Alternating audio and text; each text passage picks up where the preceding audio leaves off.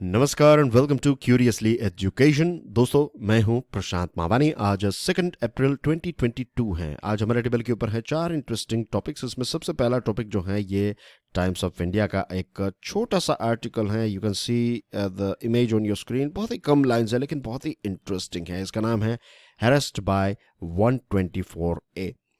हाल ही में Allahabad high court ने 3 Kashmiri students को बेल ग्रांट कर दी है।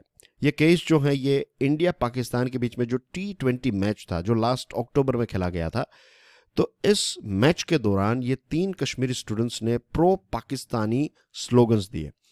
Now the thing is, let's ask some questions. थोड़ा इसको और डीप में समझने की कोशिश करते हैं। इलाहाबाद हाई कोर्ट ने ये 3 कश्मीरी स्टूडेंट्स को बेल ग्रांट कर दिया। इसका मतलब यह है कि इन्होंने कुछ गलत चीज नहीं की है, राइट? कॉन्स्टिट्यूशनली या फिर लीगली उन्होंने कुछ गलत नहीं किया है। लेकिन क्या ये कश्मीरी स्टूडेंट्स जो हैं वो ये नहीं जानते हैं कि अगर आप प्रो पाकिस्तानी बातें करेंगे या फिर प्रो पाकिस्तानी स्लोगन्स करेंगे तो ज्यादातर जो हमारे देश के लोग हैं, मेजोरिटी जो हैं, I am not talking about Hindu majority, I am not talking about Muslim majority या माइनॉरिटी, मैं बात कर रहा हूं जो इंडियंस हैं, तो ज्यादातर भारत के लोग जो हैं, अगर आप प्रो पाकिस्तानी बात करेंगे तो हमें पसंद नहीं आएगा। क्यों पसंद नहीं आएगा? क्योंकि एक लंबे समय से भारत और पाकिस्तान के बीच में जो रिलेशनशिप है वो काफ़ी तनाव भरे हैं। बार बार हमारे देश पर टेररिस्ट हमले हुए हैं। 26/11 इसका एक बड़ा एग्जाम्पल है। फिर पुलवामा, उड़ी और इसके अलावा भी एक बहुत लंबी लिस्ट है। और हर रोज़ कोई ना कोई हमारे देश में इन्फिल्ट्रेट करने की कोशिश करता है। हमारे जो यूनिफॉर्म्ड सर्विस के लोग हैं, इसमें army, navy, air force, police, paramilitary, ये सारे लोगों ने अपने प्राणों का बलिदान दिया है पीस एंड सिक्योरिटी को मेंटेन करने के लिए। लोगों की जो रिस्पेक्ट है यूनिफॉर्म सर्विसेज के लिए वो काफ़ी ज़्यादा है। और कोई ना कोई या तो हमारे फैमिली में से वहाँ पर हैं, राइट? आर्मी, नेवी, एयरफोर्स में है या फिर पुलिस में है। कोई ना कोई जो है वो हमारे फ्रेंड सर्कल में से हैं। तो कहीं ना कहीं ये सारे जो यूनिफॉर्म सर्विस वाले लोग हैं, खास करके I am talking about army, navy, air force, जो पर्टिकुलरली आर्मी की बात करें, जो कश्मीर में उनको एक पोस्टिंग मिली थी या फिर अभी पोस्टेड हैं, तो डायरेक्टली इनडायरेक्टली उनका एक इन्वॉल्वमेंट रहता है पीस एंड सिक्योरिटी को मेंटेन करने के लिए। और कितनी मुसीबतों का वो सामना करते हैं, आई एम श्योर ये सारी चीज़ें हमें पता है। तो जब कोई ऐसा स्टेटमेंट देगा जिससे ज़्यादातर भारत के लोगों के सेंटिमेंट हर्ट होंगे, तो ऐसे लोगों को ये समझना चाहिए कि भले ही वो इलीगल कुछ नहीं कह रहे हैं, भले ही वो एंटी कॉन्स्टिट्यूशनल बातें नहीं कर रहे हैं, लेकिन लोगों के सेंटिमेंट्स को हर्ट करके आपको क्या मिलेगा? That is a question that anyone, जो भी ऐसे स्टेटमेंट्स दे रहे हैं, उनको पूछना। आई एम नॉट सेइंग कि आपको ऐसे स्टेटमेंट्स नहीं देने चाहिए, क्योंकि फिर से वही बात आ जाएगी कि कॉन्स्टिट्यूशन में जो फ्रीडम ऑफ एक्सप्रेशन है, फ्रीडम ऑफ स्पीच है, तो वो एक्सरसाइज करने का अधिकार जो है वो हम सबका है। लेकिन एक सेंसिबिलिटी जो है वो भी हमें एक्सरसाइज करनी चाहिए। अगर मुझे पता है कि कुछ शब्दों का अगर मैं इस्तेमाल करूंगा तो वो इलीगल नहीं है, वो कॉन्स्टिट्यूशन के विरोध में नहीं है, लेकिन मुझे पता है कि ऐसी कुछ बातें मैं करूंगा जिससे कुछ लोगों के सेंटिमेंट्स जो हैं वो डेफिनेटली हर्ट हो जाएंगे, तो फिर as a sensible human being मुझे इस प्रकार की चीज़ों से दूर रहना चाहिए। हाँ, अगर आपको फिर मुसीबत ही चाहिए तो फिर आप जाइए और ऐसे स्टेटमेंट्स या फिर सेंटिमेंट्स दीजिए, then you have to pay the price for it as well, क्योंकि लोग इसका विरोध करेंगे। बहुत सारे लोगों के सेंटिमेंट जो है वो हर्ट हो जाएंगे। तो दिस इज नंबर 1 थिंग। अब हुआ है क्या, इलाहाबाद हाई कोर्ट ने इन 3 स्टूडेंट्स को बेल ग्रांट कर दी है। अब इसको और आगे ले जाते हैं, कुछ और इंटरेस्टिंग पॉइंट्स को समझने की कोशिश करते हैं। This is a much delayed correction of police overreach and lower court injustice. यहां पर ऐसा नहीं है कि ये सिर्फ जो 3 स्टूडेंट्स हैं उन्होंने ही गलती की है। पुलिस ओवररीच और लोअर कोर्ट इनजस्टिस भी यहां पर नजर आता है। हाई कोर्ट ने क्या कहा है? देखिए, हाई कोर्ट ने कहा है कि India's unity is not made of bamboo reeds which will bend to the passing winds of empty slogans. बहुत ही डीप बात बताई है हाई कोर्ट ने। मैं बहुत ही सिंपल शब्दों में अगर आपको बताऊं तो हाई कोर्ट ने यह कहा कि भारत की जो यूनिटी है, ये यूनिटी कोई, हमारी जो एकता है, ये एकता कोई ऐसे ऐसे कमज़ोर धागों से नहीं बनी हुई है या फिर ऐसी कोई कमज़ोर चीज़ों से नहीं बनी हुई है कि किसी ने कुछ स्लोगन्स दिए और भारत की यूनिटी जो है ये बिखर जाएगी। तो यहाँ पर एक बहुत ही सही बात बताई है, no doubt about it. Means मुझे कई बार ऐसा भी लगता है कि ऐसे कुछ स्लोगन्स देने वाले लोग हैं, उनको अगर हम अटेंशन ही ना देना तो फिर वो ऐसी चीज़ों का इस्तेमाल ही नहीं करेंगे। अब क्या होगा कि अब वो कहीं ना कहीं हीरो बन जाएंगे। ये जो लोग हैं एक लंबे समय में जेल में रहे, वो भी गलत चीज़ हुई उनके साथ, या फिर किसी के साथ भी हो सकती है, लेकिन अगर इनको अटेंशन ना मिले तो फिर ये ट्रेंड जो है वो भी धीरे धीरे ख़त्म हो जाएगा। अब ये पर्टिकुलर केस जो है, इस केस में सेडिशन का लॉ उनके ऊपर थोपा गया था। अब ये चीज़ जो है सेडिशन यानी कि राजद्रोह, तो ये राजद्रोह वाला जो लॉ है हमारे देश में बहुत बार इसका इस्तेमाल हुआ है और सरकार ही करती हैं। पावर में जो जो भी अलग अलग राज्यों में राजद्रोह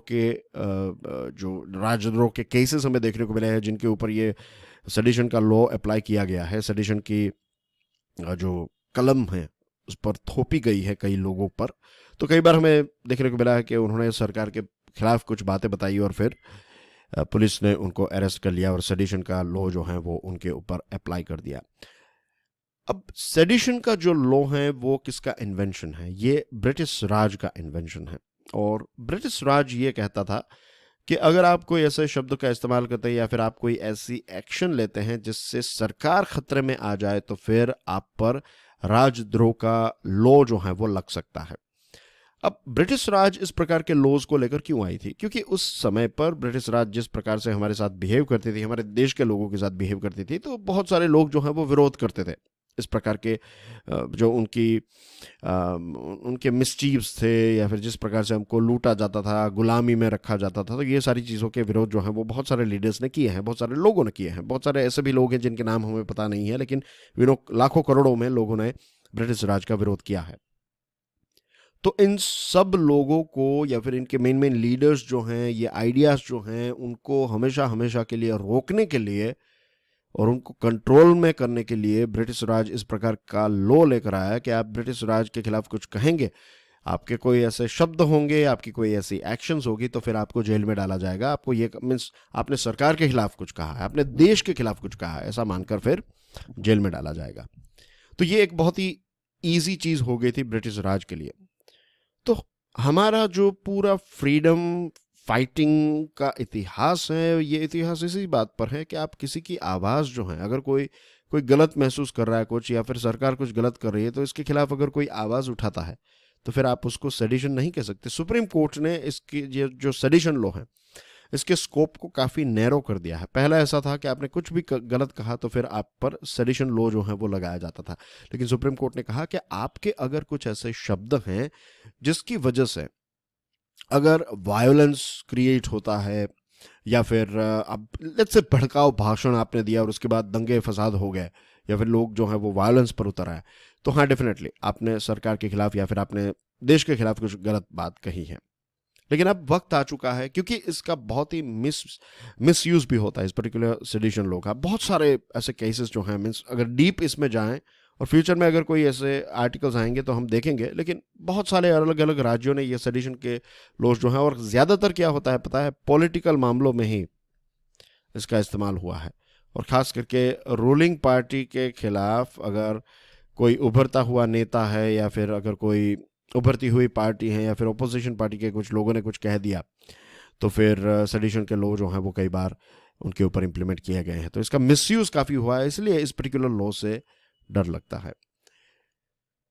दूसरे और चीज़ें भी यहाँ पर ऐड हो सकती हैं, लेकिन let's not go too much into it. Means एक तरफ देखिए हम मीन्स हमारी फॉरेन पॉलिसी जो है उसके बारे में हम कहते हैं कि वी फॉलो वासुदेव कुटुंबकम, राइट, यानी कि the whole world is our family, पूरी दुनिया जो है वो हमारा परिवार है। तो अगर हम देखिए, अगर हम वासुदेव कुटुंबकम को एक गौरव से हम इसका ऐलान करते हैं तो फिर आपका व्यू जो है वो पाकिस्तान के खिलाफ भी नेगेटिव नहीं होना चाहिए।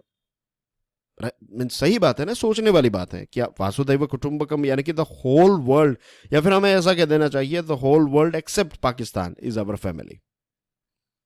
लेकिन ऐसा नहीं है। हम जब भी वासुदैव कुटुंबकम की बात आती है, जब हम किसी को वैक्सीन सप्लाई करते हैं या फिर किसी देश के लोगों को हमारे देश के लोगों के साथ इवैक्यूएट करते हैं, फॉर एग्जांपल यूक्रेन में से या फिर दूसरे देशों में से, तो हम तुरंत ही कहते हैं कि दिस इज लाइक वासुदेव कुटुंबकम, हमने पाकिस्तान के लोगों को भी इवैक्यूएट किया है, तो फिर ये मानवता की बात है एक्सेट्रा।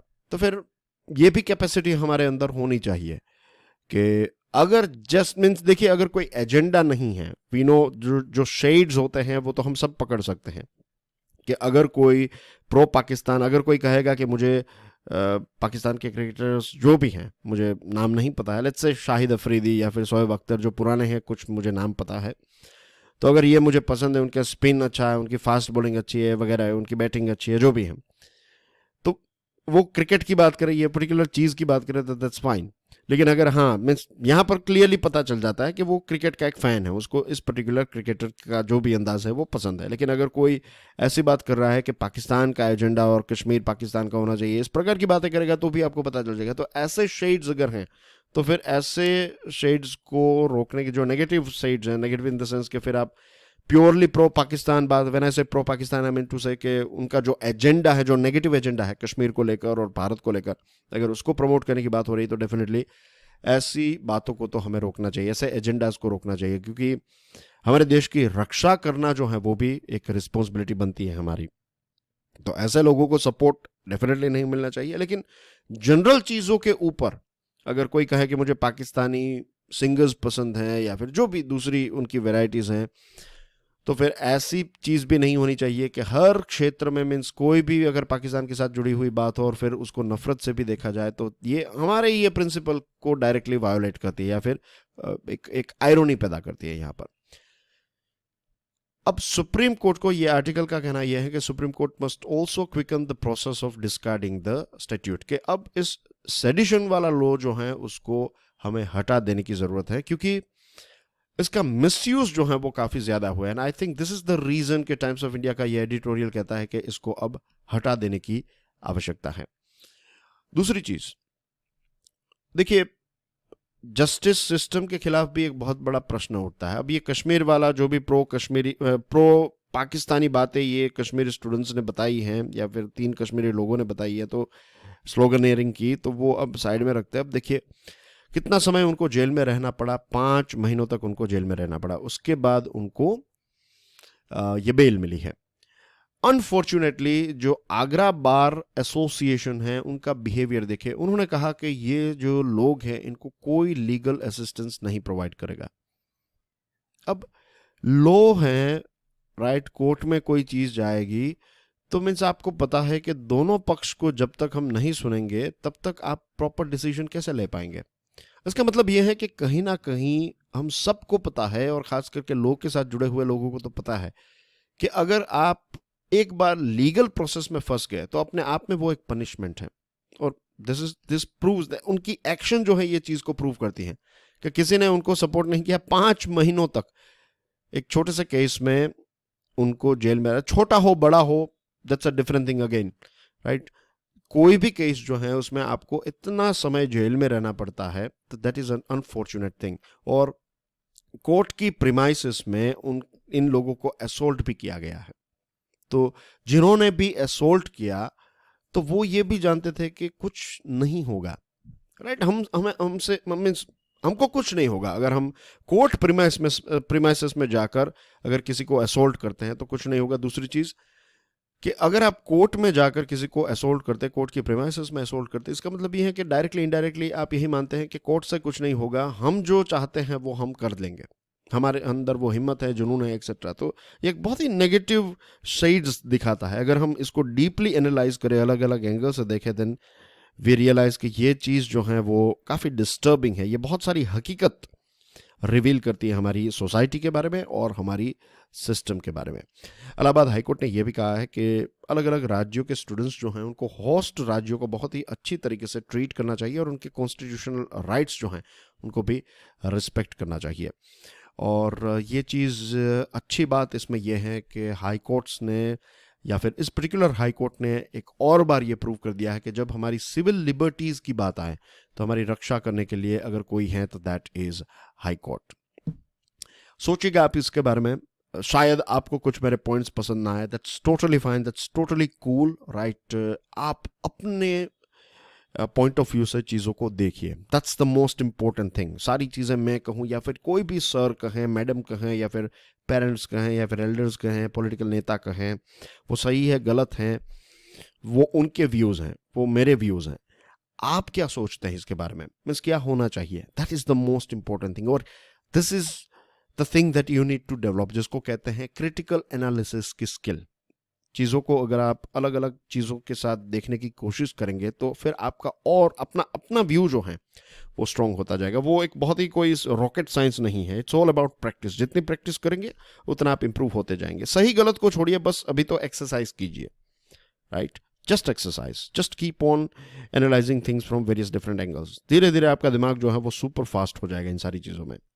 उसके बाद आपको मेरी ज़रूरत नहीं रहेगी, किसी भी फैकल्टी की ज़रूरत नहीं पड़ेगी। आप खुद चीज़ों को एनालाइज करना सीख जाएंगे, आप खुद जो है वो अपनी उड़ान जो है वो उड़ पाएंगे। That's the main M of this series, या फिर मेरे द्वारा तो जो भी सीरीज़ होती है, तो मेरा तो एक लॉन्ग टर्म व्यू यही है कि आपको प्रशांत मावानी की कोई ज़रूरत ना पड़े, आपको मेरे एक भी वीडियोस ना देखने पड़े।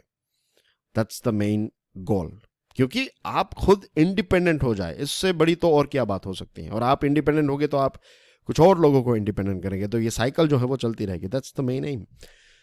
Let's move on. आगे बढ़े उससे पहले do check out my motivational podcast curiously forever एवर। ये सभी बड़े पॉडकास्ट प्लेटफॉर्म्स पर अवेलेबल हैं।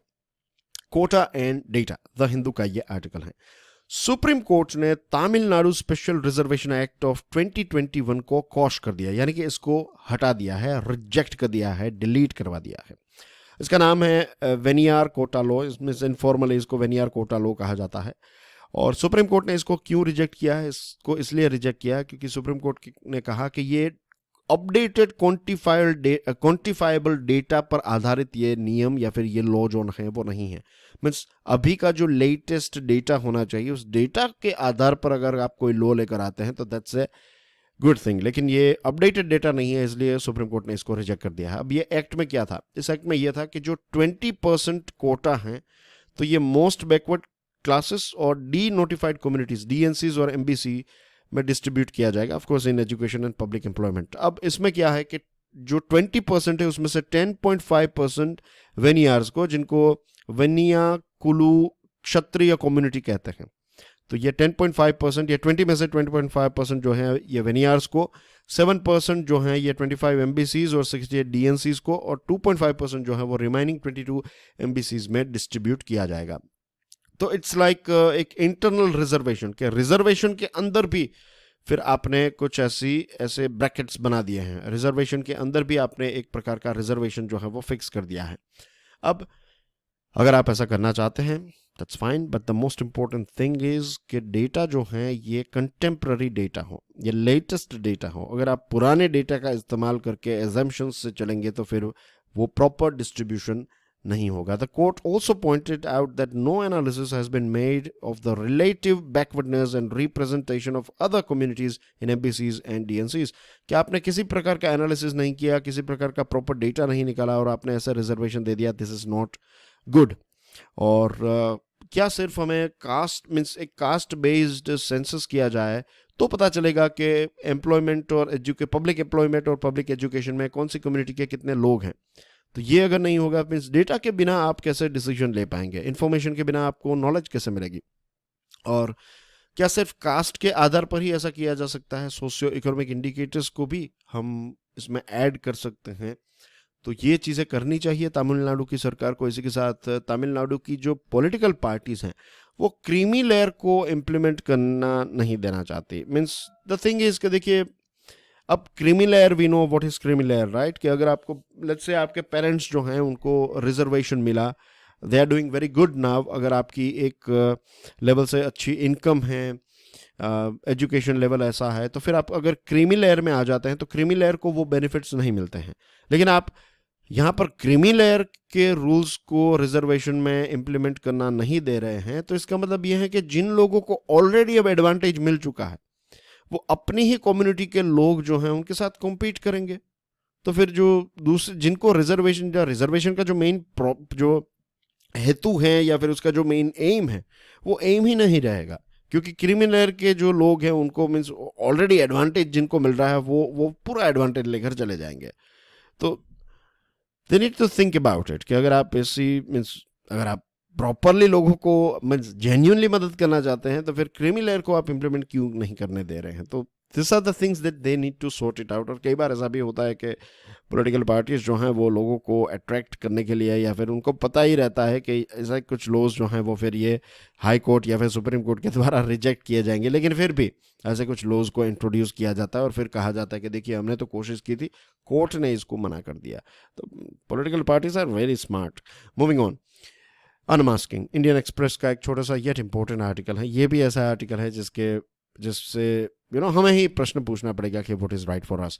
अब महाराष्ट्र हमारे देश का आई थिंक पहला स्टेट बना, उसके बाद दिल्ली और तेलंगाना ने भी ये अनाउंस किया कि अब मैंडेटरी मास्किंग जो है वो नहीं होगा। अगर आपको मास्क पहनना है तो आप पहनिए, मास्क नहीं पहनना है it's totally up to you. सरकार आपको नहीं कहेगी कि आप मास्क पहनिए। एक्सपर्ट्स का कहना क्या है? एक्सपर्ट्स ये कहते हैं कि मास्क जो हैं वो आज भी कोविड के खिलाफ फर्स्ट लाइन ऑफ डिफेंस है, राइट। सबसे इंपॉर्टेंट चीज़, और हमने कई बार इसके बारे में बात की है, राइट। मैंने कोविड प्रोटोकॉल्स या फिर जो कोविड एटिकेट के बारे में मैंने बात की थी, मैंने कई बार ये चीज़ कही है। पुराने जो स्टडी IQ में मैं लेक्चर्स लेता था तो उन लेक्चर्स में भी मैंने कहा है कि जो मोस्ट बेसिक चीज़ जो हम सब कर सकते हैं that is first is masking, second is अपने हाथों को साबुन से धोना, और यहाँ वहाँ मुंह में हाथ डालना या फिर नाक में उंगली और ऐसी चीज़ें, आँख अपनी जो हैं इची हो रही है तो ये सारी चीज़ों करने से पहले of course it should be done in private thing, but the thing is के आपको हाथ धोने चाहिए, साबुन से हाथ धोने चाहिए। अगर आपको let's say if you are feeling eyes are itchy तो आप हाथ धोकर फिर अपनी आइज़ को टच कीजिए या फिर पानी से धोइए, तो that is the best thing.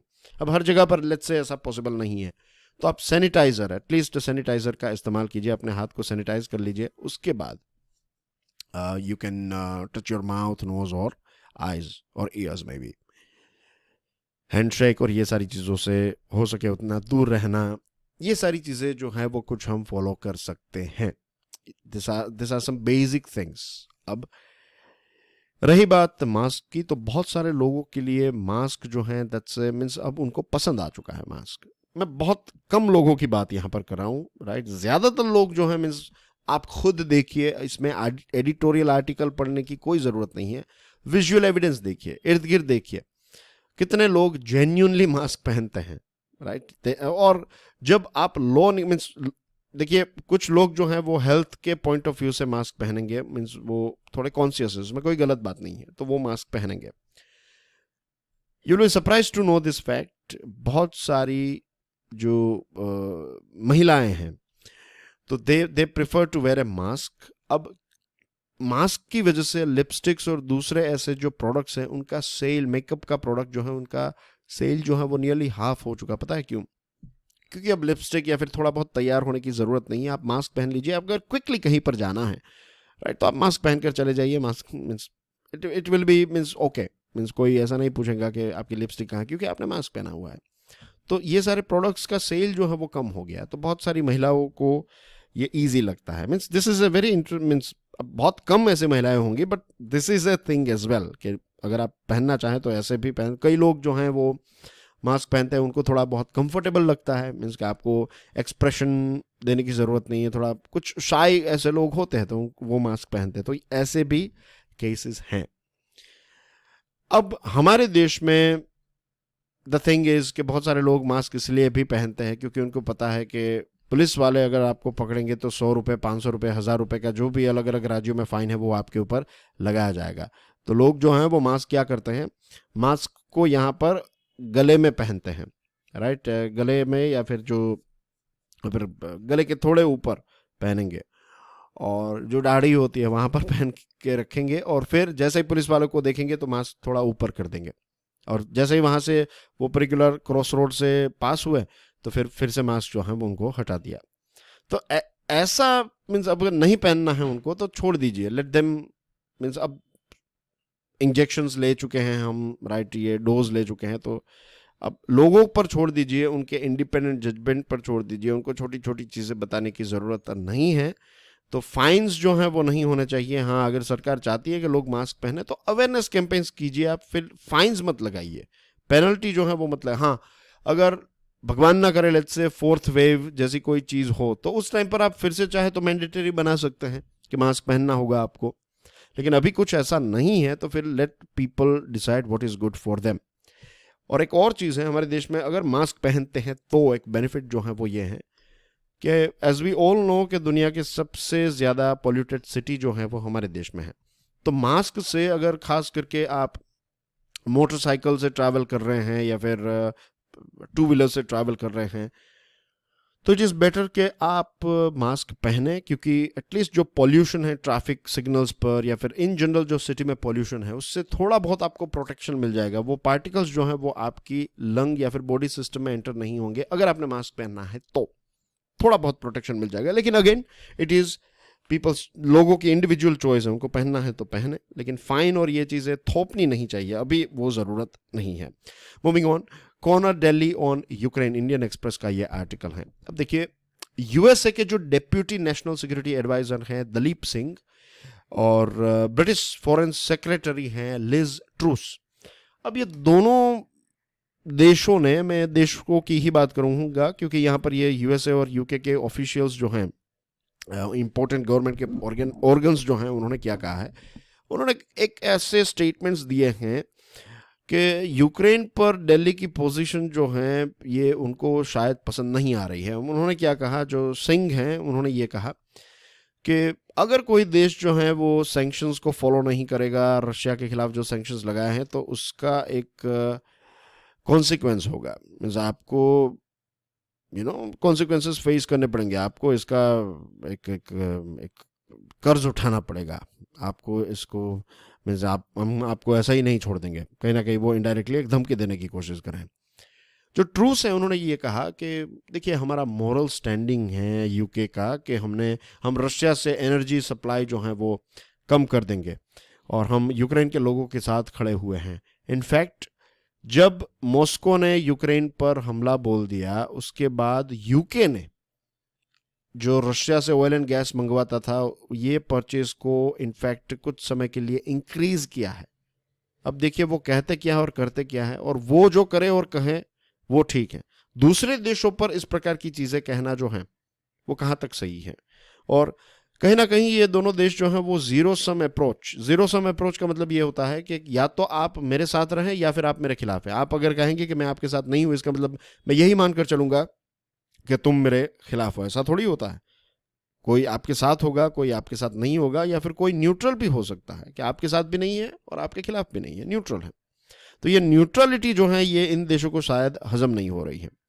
और ये जो यूएसए हैं उन्होंने तो ये भी कहा कि Russia would not come to India's aid if China breached the LOC, कि रशिया जो है वो यूएस मीन्स इंडिया की मदद के लिए नहीं आएगा। तो हमने कहाँ पर उनकी भीख मांगी है कि आप आकर हमारी मदद कीजिए? क्या हम हमारी सिक्योरिटी के लिए क्या मुफ्त में रशिया से हम सामान खरीदते हैं डिफेंस का? और क्या यूएसए ने कौन सा ऐसा तीर मार लिया है कि क्या आपने यूक्रेन को प्रोमिस की थी, कहा था कि ये होगा? मीन्स अगर हिस्ट्री में जाएं, जब यूक्रेन के पास न्यूक्लियर वेपन्स थे तो यही दो देश यूएसए और रशिया ने ही कहा, चलो रशिया ने तो उनके ऊपर हमला बोल दिया लेकिन यूएसए भी उसमें था और कहा था कि आप हथियार जो है उसका त्याग कर दीजिए न्यूक्लियर वेपन्स का। और बेचारे यूक्रेन ने न्यूक्लियर वेपन्स का त्याग कर दिया। तो क्या यूएसए ने जो प्रॉमिस दी थी, तो क्या उस प्रॉमिस को निभाने के लिए क्या यूएसए जो है वो यूक्रेन की मदद के लिए आया? और कितने सारे देशों पर आपने इलीगली हमले कर दिए हैं और आप भारत को ये बता रहे हैं कि चाइना जब आपकी बॉर्डर्स को ब्रीच करेगा तो हमें किसी की मदद की ज़रूरत। मीन्स यहाँ पर हम कोई ऐसा नहीं है कि कटोरा लेकर बैठे हैं और यूएसए और रशिया और दूसरे देश आकर यहाँ पर कुछ डालेंगे तो ही हम कुछ कर पाएंगे, राइट? इस प्रकार के शब्दों का इस्तेमाल करना, इस प्रकार के स्टेटमेंट्स देना जो है that is not right at all. ये एक उनकी पुरानी आदत है, ये एक जो दादागिरी करने की जो एक पुरानी आदत थी वो आदत आज भी उनके अंदर हमें नजर आती है। भले ही वो अब उनकी ताकत रही हो ना रही हो, आपकी सिचुएशन चेंज हो गई, लेकिन उनकी जो पुरानी आदत है उस हिसाब से ये कुछ देश जो है वो बिहेव करते हैं। Delhi has been both careful and consistent in its position on the crisis in eastern Ukraine. हमने हमेशा यही कहा है इस ईस्टर्न, ये जो यूक्रेन में हुआ है उसको लेकर हमने कहा है कि डायलॉग और नॉन मिलिट्री एग्रेशन से ही प्रॉब्लम को सॉल्व किया जा सकता है. और ऑस्ट्रेलिया और जापान जो देश हैं इन्होंने भी काफ़ी टफ स्टैंड लिया, उन्होंने भी रशिया की काफ़ी निंदा की है वगैरह. लेकिन जब इन दोनों देशों की, जापान और ऑस्ट्रेलिया की मुलाकात, प्राइम मिनिस्टर साहब के साथ जो मीटिंग हुई थी स्कॉट मॉरिसन साहब की, और जापान के प्राइम मिनिस्टर यहाँ पर आए थे, तो ऐसे समिट्स में उन्होंने, ऑफ कोर्स हमने यूक्रेन की बात की, लेकिन ये दोनों देशों ने हम पर ये नहीं कहा था, ये ऑस्ट्रेलिया और जापान ने, कि आप यही कीजिए, हमने ये किया है तो आप ये नहीं. वो हमारी स्वतंत्रता है, हम डिसाइड करेंगे कि हमारे रशिया के साथ रिलेशनशिप जो है वो कैसे होना चाहिए. तो यूएसए और यूके जैसे देशों को ऑस्ट्रेलिया और जापान जैसे देशों से कुछ सीखने की जरूरत है. And that's everything in today's discussion dear friends. कल संडे है, तो कल संडे को आपको एक रिवीजन लेक्चर दोनों का, ये एडिटोरियल एनालिसिस का और फाइनेंशियल न्यूज एनालिसिस का रिवीजन लेक्चर जो है वो कल 100% मिल जाएगा. कल जो मैंने प्रश्न पूछा था उसका आंसर है 17. आजकल जो ये माइक्रो प्लास्टिक है वो हमें हर जगह पर नज़र आता है, जैसे कि टूथपेस्ट में होता है, पानी की बोतल्स जो हैं उसमें भी होते हैं माइक्रो प्लास्टिक. जब हम ढक्कन को खोलते हैं तो कुछ माइक्रो प्लास्टिक जो है वो पानी की बोतल में भी गिर जाते हैं. फिर हवा में फैल चुका है माइक्रो प्लास्टिक. ओशियन में भी बहुत सारी स्पीसीज में से हमें माइक्रो प्लास्टिक देखने को मिला है, और अब ह्यूमन ब्लड में भी माइक्रो प्लास्टिक हमें देखने को मिला है. और माइक्रो प्लास्टिक की वजह से पोल्यूशन तो है ही, लेकिन इसके साथ साथ कैंसर जैसी दूसरी भयानक बीमारियां भी होती है. तो इट्स वेरी अनफॉर्चुनेट. एमसीक्यू है, world press freedom index of 2021 में भारत का रैंक आउट ऑफ 180 कंट्रीज कैसा है. अब ये 4 आंकड़े हैं, जो भी इसमें आंकड़ा राइट रैंक है वो तो आप बताएंगे ही, लेकिन डूब कर मर जाने की ज़रूरत है हमें कि हमारे देश में, वैसे हम डेमोक्रेसी की बात करते हैं, लेकिन देखिए ये 4 में से कोई भी होगा, 3 डिजिट में हमारा रैंक है आउट ऑफ 180 कंट्री. या तो हम 142 होंगे, 48 होंगे, 50 होंगे या 52 होंगे, लेकिन 180 में से हमारा रैंक अगर आई वुड से 20 होता या फिर 19 होता, डबल डिजिट में भी 99 होता तो दैट वाज बैड. लेकिन 20 के अंदर अगर हम कहीं पर रहते तो ये थोड़ी बहुत अच्छी बात थी, राइट. आई वुड से कि भारत को तो टॉप 10 में रहना चाहिए, लेकिन अनफॉर्चुनेटली हम 3 डिजिट में, और 3 डिजिट में भी लास्ट जो एक लास्ट सेगमेंट है वहां पर हम हैं. तो this is very unfortunate. But anyway, इसका आंसर क्या है बताइए. और ये अपने आप में ये चीज़ दिखाता है कि हमारे देश में फ्रीडम इंडेक्स जो है वो कितना गलत है, मीन्स उसमें जो हमारी पोजीशन है वो कितनी गलत है. फिर इसको हम कह दें कि ये तो हमारे खिलाफ साजिश है, तो ये ऐसा नहीं है, ऐसा नहीं होना चाहिए. इतने अच्छे न्यूज़पेपर्स है, लेकिन फिर भी in general freedom of press जो है वो it's very bad. But anyway, that's everything from my side as far as this particular lecture is concerned. एक और इंटरेस्टिंग टॉपिक आपके लिए लेकर आने वाला हूँ. बता दूँ आपको, मैं एक आपके साथ ऐसा जो नई सीरीज़ हमने स्टार्ट की है ना, उस सीरीज़ में मैं एक ऐसी चीज़ आपके साथ आज शेयर करूँगा, एक ऐसी चीज़ जिसमें आपको किसी प्रकार का कॉम्प्रोमाइज़ नहीं करना चाहिए. लेकिन अनफॉर्चुनेटली हमें बार बार बचपन से ही बताया गया है कि इस चीज़ का त्याग कर दीजिए आप. लेकिन मैं कहूँगा कि आप पूरी दुनिया का विरोध कीजिए, बट इस चीज़ का कभी भी कॉम्प्रोमाइज़ मत कीजिए किसी भी क्षेत्र में. अगर आप एक बिजनेस मैन हैं, बिजनेस वुमेन हैं, आप एक एंटरप्रेनर हैं, आप जॉब कर रहे हैं, आप किसी प्रोफेशन में हैं, या फिर आप एक स्टूडेंट हैं, आपको एक ऐसी चीज़ है जिसमें किसी प्रकार का कॉम्प्रोमाइज़ कुछ भी हो जाए, इसमें अगर आप कॉम्प्रोमाइज़ करेंगे तो बाकी की सारी चीज़ों के ऊपर इसकी ऐसी ज़बरदस्त इम्पैक्ट होगी कि आप सोच नहीं सकते. ऐसे एक विषय पर आज हम बात करने वाले हैं. एंड देन फाइनेंशियल एनालिसिस भी आने वाला है, तो और इसके अलावा भी कुछ लेक्चर्स लेकर आने की कोशिश करूंगा. शॉर्ट्स आएंगे, पॉडकास्ट आएंगे, and there are so many things. Exciting day है टुडे.